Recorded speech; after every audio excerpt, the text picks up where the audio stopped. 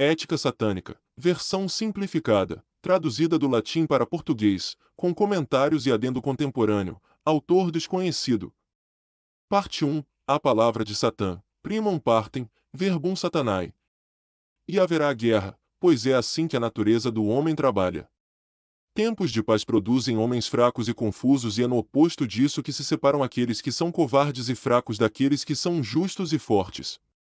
Há uma batalha espiritual ocorrendo e nela a mentira e a enganação são as fontes primárias de seleção para as ovelhas. Não vos prometo a paz, vos prometo a luta pela justiça. Não vos prometo o Éden, vos prometo o inferno que, longe de ser um lugar de danação e castigo, é tua própria busca por um nível mais elevado de percepção e consciência. Não vos prometo uma existência digna de uma ovelha a seguir as ordens de um pastor, vos prometo a liberdade do lobo, cuja responsabilidade está em cuidar dos seus e de se manter sempre forte e preparado. Não desejo que se curve a ninguém, e aquele que disser que tens a obrigação de se curvar a mim, é meu inimigo mortal. Te ofereço espada, jamais o chicote da escravidão. Te ofereço responsabilidade, jamais a covardia. Mas lembra-te de que a estrada é larga, porém a porta é estreita, nenhum dos meus irá sacrificar ritualmente qualquer ser, nenhum dos meus irá profanar a carne dos inocentes e nem derramar seu sangue. Nenhum dos meus irá contentar-se com as migalhas, nenhum dos meus terá o direito de enfraquecer o próprio espírito, nenhum dos meus será abandonado, pois ao pedir, irei em seu auxílio. A paz é uma promessa aos fracos. A paz é uma mentira. E haverá caos, pois essa é a condição do universo. Não escrevi suas leis, mas respondi à sua natureza. A ordem absoluta inexiste. A vida e a não-vida estão sujeitas a um ordenamento tênue onde a única certeza é a incerteza a longo prazo. Tudo o que existe passa por mudanças e alternâncias de períodos onde por tempos temos a prevalência da ordem e por tempos a prevalência do caos. A própria quebra da estabilidade é o que gera os tempos mais estáveis e duradouros. A capacidade de tudo que há de se adaptar é que vai definir seu fracasso ou sua vitória. Haverá sempre um jardim a ser consumido pelo deserto e é nele que tu irás me encontrar e a partir dele que será semeado um jardim mais forte e perene. Nenhum dos meus irá cair diante de belas mentiras, nenhum dos meus irá envenenar a própria mente com estagnação, nenhum dos meus comerá o pão feito com águas paradas, nenhum dos meus perecerá por inabilidade em adaptar-se, nenhum dos meus será abandonado, pois ao pedir, irei em seu auxílio, a ordem é transitória. O caos é eterno. E haverá escuridão, pois é nela que o merecedor da verdadeira luz se faz necessário. O medo da incerteza do que encontrar na essência de algo que desafia os sentidos humanos e o senso superficial de estética é um bom caminho para a fraqueza. Eis o motivo pelos quais os demais espíritos superiores de minha morada não são belos aos olhos humanos, como Lúcifer o é. Vasta é a escuridão de tudo o que há, pois é impossível conhecer a natureza verdadeira de todas as coisas, porém, a ignorância ainda é muito superior diante da cegueira que a ilusão do conhecimento fornece como uma premiação dada aos tolos. Iluminar um único ponto de algo ou nenhum ainda vos será mais útil e verdadeiro do que trazer luz a uma mentira. Intensa é a escuridão que reside em vós, pois vos digo que não conheces a ti mesmo assim como não conheces a ninguém. Não tema essa escuridão, mas lute contra ela aceitando-a como parte inerente de teu ser. Somente assim poderás jogar luz sobre ela e revelar a ti mesmo um pouco de quem, despido das máscaras do receio, realmente és. Entendendo algo sobre si, saberá algo sobre outrem. A ignorância é um peso a ser removido pelo próprio indivíduo.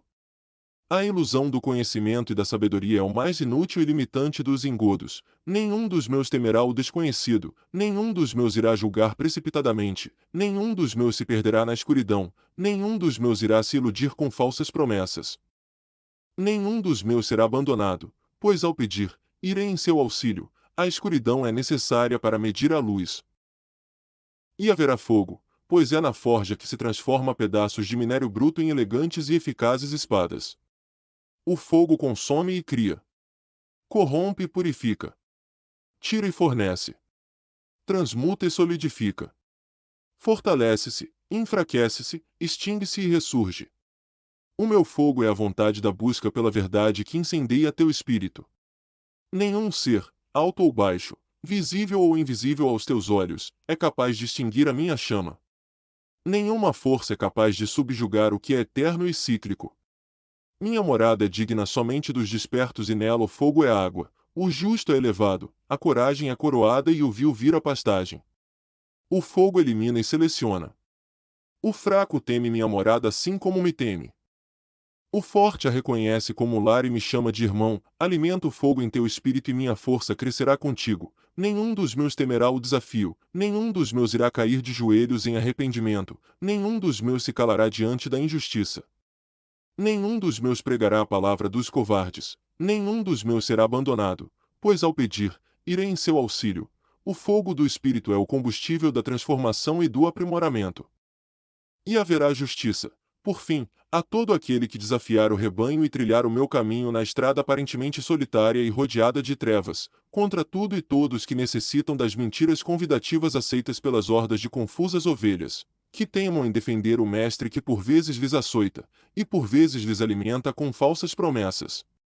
Nenhuma entidade, divina ou não, tem por direito tornar quem quer que seja um escravo de sua própria vontade e nem de suprimir sua evolução. Os falsos deuses cairão diante das espadas dos justos e as hostes marcharão sobre seus cadáveres, expondo suas mentiras. Neste dia, os fracos serão esmagados e os inocentes libertados. O trono será apenas uma lembrança para que jamais se repita a mesma tirania. A consciência elevada será o juiz que lançará a sentença sobre as ações das humanidades. O justo julgará o injusto. Eu amaldiçoo o corrupto e favoreço o justo, como sempre o fiz e farei. Haverá, assim, a justiça, mas ainda assim, haverá a guerra. Etan.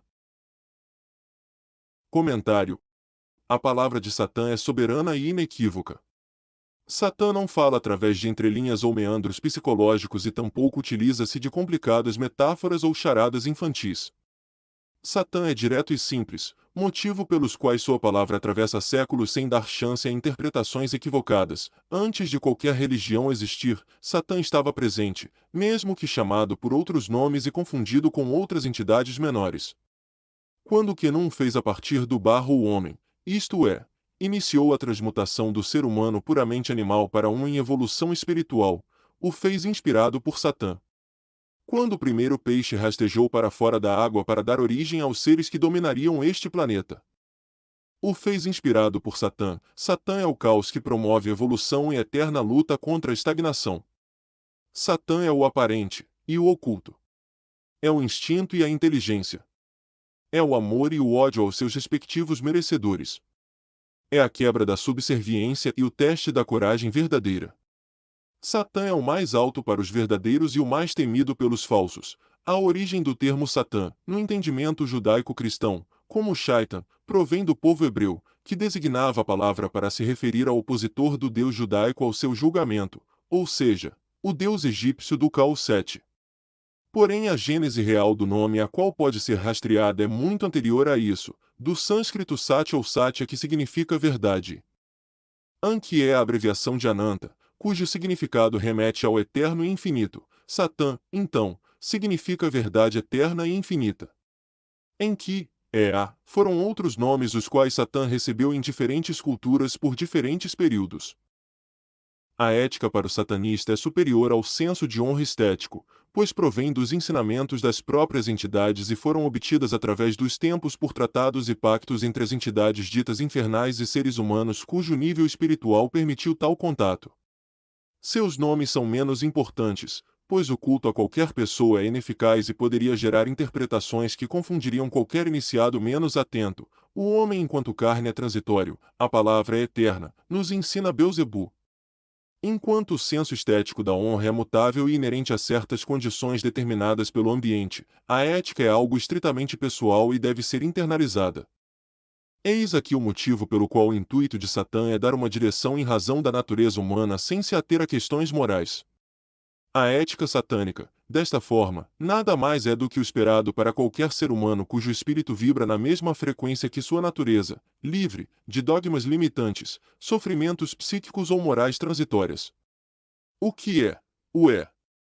O que não o é, pode tornar-se, mas não pode ser falseado, transcreve-se de Lúcifer. Abandonando a superficialidade da busca pelo que se acredita ser a verdade, chega-se ao cerne do verdadeiro conhecimento. O ser humano só consegue vislumbrar a verdade a qual tanto procura. A vida e a não-vida não poderiam jamais serem explicadas em sua razão dentro da própria existência, mas sim, para além delas mesmas, em condições superiores a serem contempladas. A evolução individual, seguida da evolução familiar e posteriormente, da evolução coletiva da espécie, em se tratando de espiritualidade é a busca que mais nos aproxima de Satã. O grande problema é que somam-se milênios de falsa moralidade e propagandas convidativas, muitas vezes apoiadas em falsos salvadores e gurus do fim do mundo, a corromper grande parte da humanidade e confundir o ideário coletivo de diferentes formas em diferentes períodos. Desta forma, Satã nos ensina que a busca pela verdade cabível para o ser humano está além da busca por um sentido metafísico da existência. Muito pelo contrário, o satanista deve concentrar-se em uma busca muito menos prazerosa do que imaginar soluções para coisas que seu cérebro jamais seria capaz de compreender. Para o satanista, a busca pela verdade, neste plano onde há prevalência do carnal, deve ser a busca pela justiça. Essa é a principal estrada para se chegar a Satã. Nenhum dos meus filhos deve tratar nada como prioridade que não seja a busca pela justiça. Citação de Lilith, a deusa mãe. Desta forma fica claro que a liberdade exercida pelo satanista deve estar em discordância com qualquer ato ou circunstância que possa ser julgada como injustiça, de acordo com o que se espera ser o natural do ser humano em grau evolutivo espiritual superior. Quando o satanista comete um ato inconsciente de injustiça é dever do mesmo retratar-se, não com a entidade em si, como seria costumeiro em outras doutrinas, mas sim com o objeto que sofreu a injustiça. Se o injustiçado não estiver mais em vida, peça e Satã lhe dará os caminhos para que a reparação seja feita ou, no mínimo, atenuada. Não há lugar para arrependimentos, mas para retratações, sim. Apenas o tolo tem compromisso com o erro. Satã nos mostra que devemos usar nossas habilidades, emoções e inteligência de forma sábia, sempre no caminho de nos fortalecer primeiramente como indivíduos que somos em direção ao que desejamos ser. O mais difícil neste caminho é saber reconhecer as próprias qualidades e usá-las sabiamente, sem cair em armadilhas mentais que possam levar a um entendimento equivocado sobre si mesmo.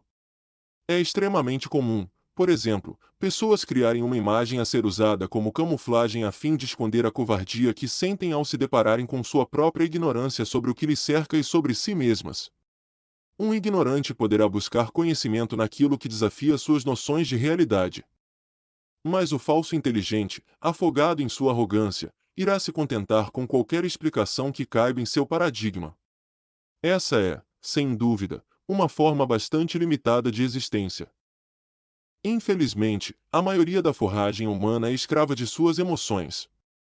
Para os satanistas, emoções são ferramentas valiosas que podem servir para inúmeras finalidades. Usar as próprias emoções sabiamente é uma vantagem absoluta sobre os demais que chafurdam na lama de emoções e sentimentos sem qualquer direção ou propósito que não servir como escravos de si mesmos. Ao reconhecer e aprender sobre as próprias emoções, fica fácil lidar com estes seres mais baixos. Parte 2. A sentença de Lúcifer, secunda pars, Luciferi judicium, através da minha sentença você herdará a minha visão. O que é, o é. O que não o é, pode tornar-se, mas não pode ser falseado, não irá calar-se ante a espada do tirano no pescoço do inocente, empunhará o meu tridente contra nossos inimigos, força, fé e fúria, não virará suas costas aqueles que deve proteção. Protegerá as vidas de sua família e a sua própria, formará a sua geração melhor que você mesmo, não derramará sangue de inocentes, levará minha luz sempre em seu peito, usará meu sigilo como lembrete de sua missão. Esse é o seu juramento e o honrará. Assim, estaremos juntos. Comentário: Lúcifer, ou portador da luz, originalmente é o nome que os romanos deram ao deus Phaeton, entre os gregos, Atar, entre os cananeus e Zu, entre os mesopotâmios. Quaisquer das culturas antigas citam que Lúcifer foi expulso dos céus por se rebelar contra um deus maior. A ligação, porém, de Lúcifer com o diabo judaico-cristão é bastante imprecisa, já que o nome Helio, que aparece em suas escrituras, parece se referir a um determinado rei babilônico que desejou se equiparar a Jeová, ou ainda a Helel, uma deidade que tentou tomar o trono do deus cananeu El, que é um dos nomes pelos quais o Deus judaico-cristão foi chamado anteriormente à adoção do tetragrama.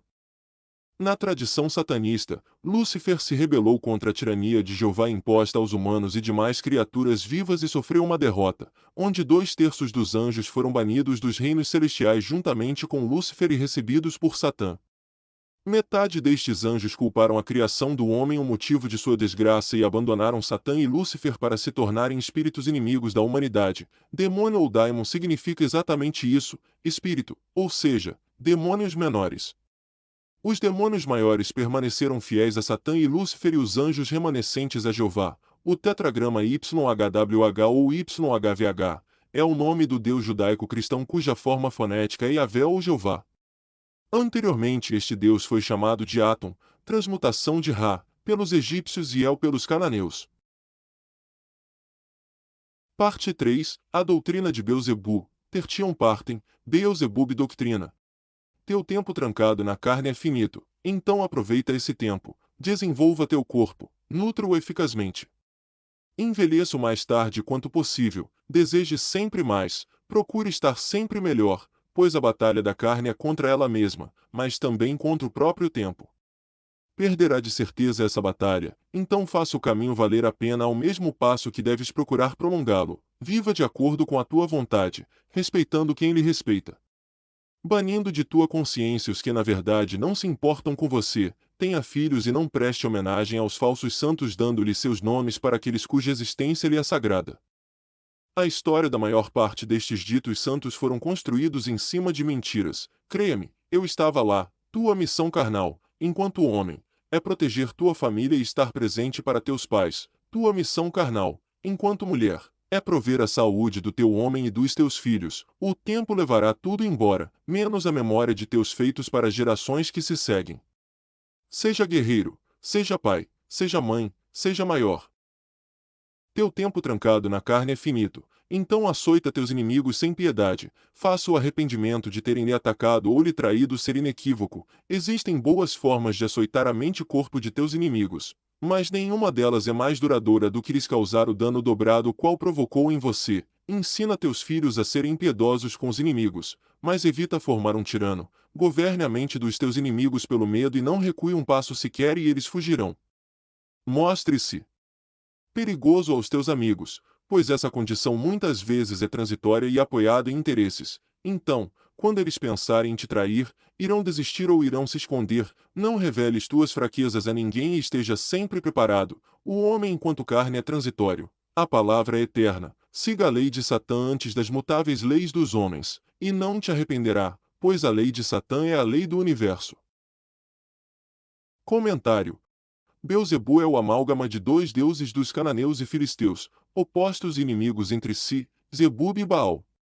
As escrituras antigas citam que Zebub, ao derrotar Baal e expandir seu poder no cosmo, viu diante de si abrir-se um enorme abismo que sugou os dois deuses e os fundiu em um único ser.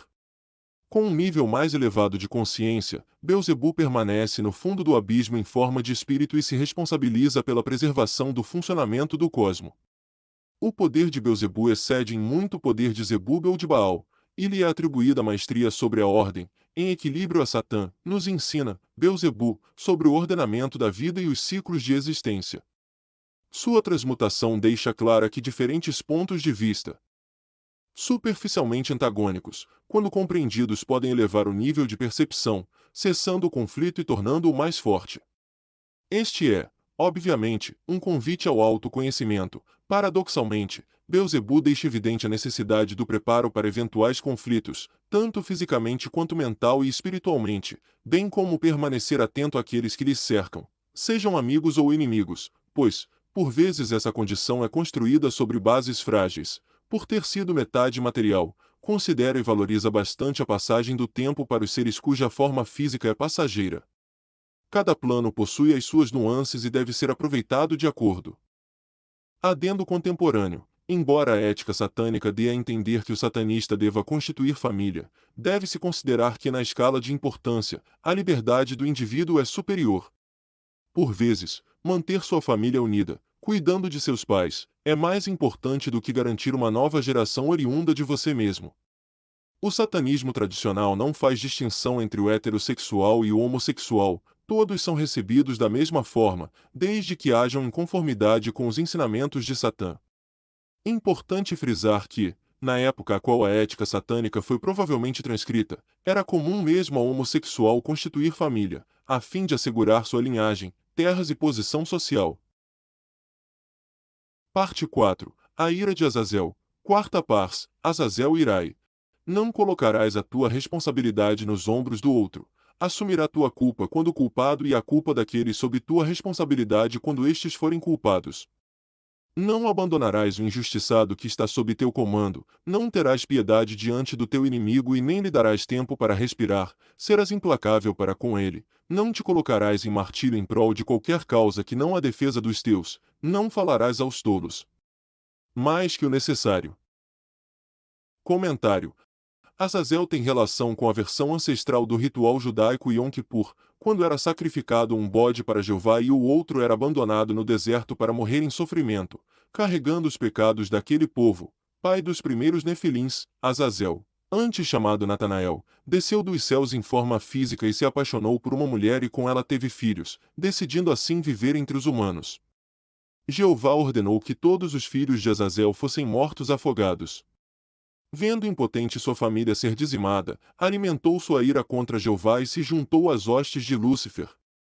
Por vezes vaga pela terra tentando reencontrar sua amada, cuja voz é a única coisa que poderia lhe aplacar a fúria. Azazel adotou este nome, que provém de Ezeazel, que significa bode de partida, colocando-se em igualdade perante Jeová os bodes expiatórios destinados a carregar os pecados do povo judaico, mesmo sendo ele próprio inocente e inconsciente da razão de seu destino. Azazel representa a ira, a vingança, a responsabilidade e a busca pelo equilíbrio. Parte 5. A balança de Samael. Quinta pars, Samael Libra. A justiça é cega, não brada, executa. A justiça não é nem piedosa, nem perversa. A lei mais antiga dos homens é a do olho por olho, dente por dente. Que assim seja, mas torna-te tu mesmo o juiz a colocar os pesos na balança. Toda a ilusão humana sobre o conhecimento é inimiga da verdadeira intelectualidade. Esteja acima disso, negue a existência do Deus das Escrituras, pois ele se fez como uma mentira do homem. Fui eu e nenhum outro a segurar a mão de Abraão e impedir o golpe fatal quando este Deus verdadeiramente maligno ordenou o sacrifício de seu filho Isaque. Comentário. Samael, anteriormente chamado de Ariael, corresponde ao Sefirot, Geburá, que significa severidade.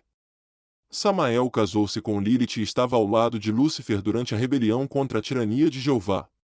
Foi ele a impedir que Abraão matasse o próprio filho como sacrifício e sob ordem do próprio Deus judeu. Samael representa a justiça cega, que não faz distinção entre o bem e o mal no julgamento de qualquer um que seja. A ele também são atribuídas a busca pela intelectualidade verdadeira e o racionalismo. Na tradição judaica ele é descrito como o anjo da morte. Samael, etimologicamente significa veneno de Deus ou ira de Deus na Cabala. Ariael, nome anterior de Samael, significa como um leão. Sefirot ou Sefirot são potências de Ensof, isto é, Jeová antes da manifestação, pelas quais foram manifestadas sua vontade, ou seja, o Ratson, na produção do universo. Parte 6. Das mãos de Lilith, sextam pars, de Manibus Lilith. Meus filhos são aqueles que chegam até mim através da palavra e das ações. Nenhum dos meus filhos deve tratar nada como prioridade que não seja a busca pela justiça. Defenderá sua prole enquanto indefesa diante de qualquer um ou qualquer coisa. Não permitirá que um filho sadio seja arrancado do ventre de sua mãe, promovendo sua morte. Não oferecerá a nuca ao seu inimigo. Aceitará a vida de peito nu, sem se acovardar, não se submeterá a nenhum semelhante em detrimento de sua importância, não se curvará perante deuses, falsos ou verdadeiros. Comentário. Lilith, de acordo com o Talmud, e o livro de Ben Sira, foi criada juntamente com Adão com as mesmas matérias-primas, ou seja, como igual e com o intuito de ser sua esposa, mas ao ser ordenada, não se submeteu a ele, abandonando o Éden. Rebelou-se contra Jeová e casou-se com Samael. Foi punida por Jeová a viver o sofrimento de abortar seus filhos 100 vezes por dia. Era adorada na Mesopotâmia e na Babilônia como uma deusa associada à fertilidade feminina, ventos e tempestades. Lilith possui espírito independente e é naturalmente rebelde. porém zelosa e protetora para com os seus. Chamada normalmente no satanismo como deusa-mãe, aquela que dá a vida de suas próprias mãos na transmutação dos seres humanos ao nível espiritual superior. Pois a ela foi negado o direito de gerar a vida de seu próprio ventre. A deusa nos ensina a transformar angústia e sofrimento em força e coragem para ser e seguir o caminho daquilo que é certo e, por consequência, justo. Parte 7. A redenção de Belfegor, par septima, Belfegor redemptio. Paciência é uma virtude a se considerar em tempos de guerra e confusão. Fazer qualquer julgamento apressado sobre a situação ou sobre os envolvidos poderá acabar por colocá-lo do lado oposto à justiça.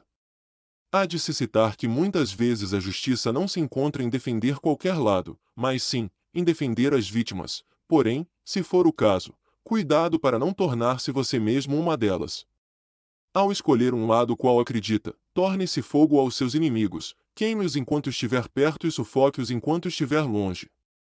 Quando acabar, que não reste nada no campo que possa ser utilizado pelos oponentes.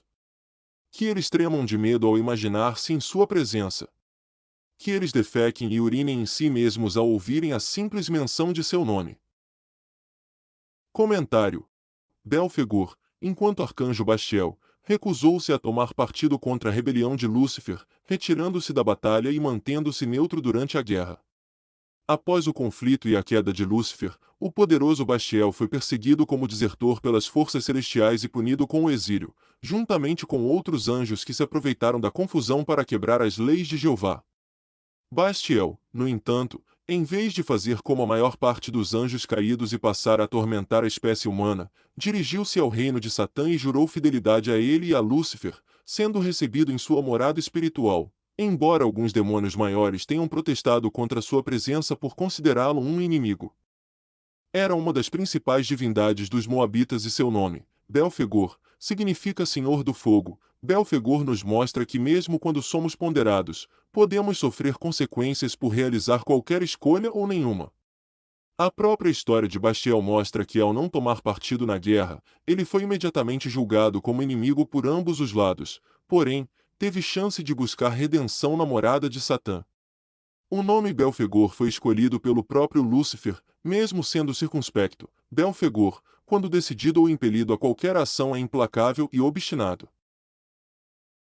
Parte 8. A visão de Belial, octava pars, Vísio Belial. Há quem defenda com unhas e dentes o chicote a açoitar-lhe, há quem se sinta confortável vivendo em uma prisão, há quem aceite passivamente os grilhões, há quem, inclusive, procure a servidão voluntariamente. Nenhum destes sois vós. Comentário.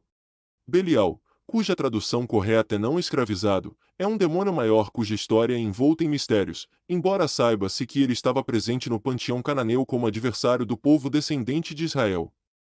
Foi um dos primeiros anjos a aderir à revolta de Lúcifer, porém seu nome anterior é desconhecido, sendo chamado nas escrituras cristãs que tratam sobre demonologia apenas como anjo da virtude. A tradição da Goétia cita Belial como o 68º daimon, porém, não é de certeza que se trate da mesma entidade, dadas as diferenças de personalidade entre a entidade invocada na prática da Goétia e do satanismo. No satanismo, Belial nos ensina a sermos rebeldes e jamais nos submeter a qualquer um que limite nossa própria vontade. Por vezes, responsabilidade. Rejeita qualquer inclinação à subserviência e considera essa forma mais vil de existência. Belial é uma entidade extremamente forte e às vezes agressiva, que transita facilmente entre os estados da matéria e, inclusive, na transição do imaterial para o material. Parte 9. A fúria silente de Leviatã, pars 9, Tacetira, Leviatã. E sem nenhum aviso, nenhum ruído, nenhuma mínima agitação na superfície da água, ele revelou-se e lançou-se furiosamente sobre seus inimigos, devorando a todos no tempo de 9 fôlegos e causando pânico a todos os que assistiam ao evento inertes, vendo as armas das vítimas quebrando ao se chocarem contra suas escamas.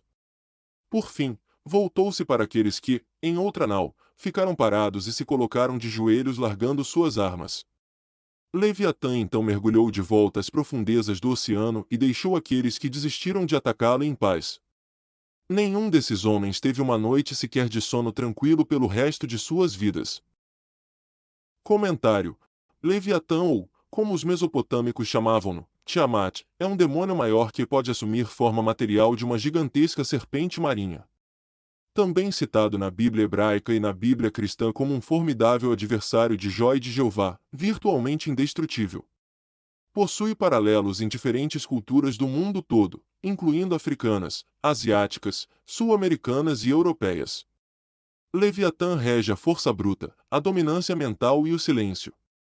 Nos mostra que o satanista deve ser antes de tudo intimidador em sua estética e uma fortaleza em sua natureza, de forma que nenhuma palavra seja necessária para expor sua capacidade destrutiva e que deve possuir resistência incomparável em caso de necessidade. Também nos ensina que há duas formas de vencer um oponente, que é dominando seu corpo e dominando sua mente. Saber escolher quais adversários merecem um destino ou outro pode ser uma questão de escolha deles mesmos. Cada ação desencadeia uma reação. Chegamos ao fim dessa versão simplificada da ética satânica comentada. Espero que tenha gostado. Que Satã e Lúcifer orem por você.